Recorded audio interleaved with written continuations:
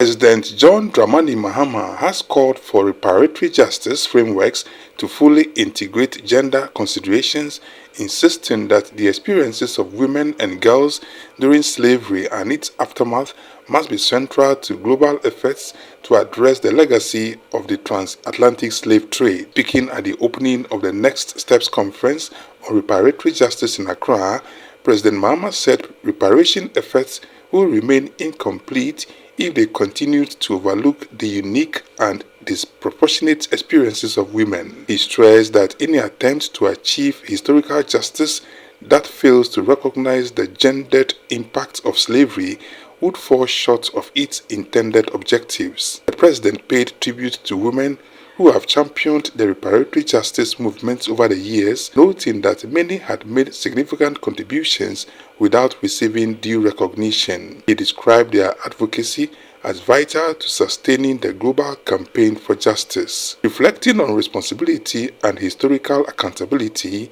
President Mahama said that although present generations cannot be held personally guilty for the atrocities of slavery, they inherit a responsibility to confront its enduring consequences. He explained that while history does not pass down guilt, it does pass on the institutional and structural inequalities created by historical injustice, making it the responsibility of today's leaders to address them. We also honor the women of our time, the scholars, the activists, the jurists, the public servants, policymakers, and civil society leaders who continue to champion this cause. And many of those women are present in this hall today. Their contributions have helped bring us to this historic moment and continue to shape the path that we must take ahead. Their stories remind us that reparatory justice must also be gender responsive. The historical experiences of women and girls cannot remain footnotes in the global narrative. They must occupy their rightful place at the center of truth-telling, remembrance, and redress.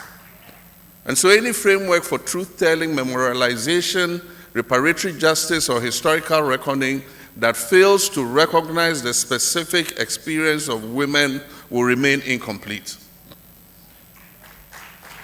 And so, to all the women who have carried this cause, often without recognition, and who continue to advance it with conviction, intellect, and determination, we see you, we honor your contribution, we are profoundly grateful for your effort.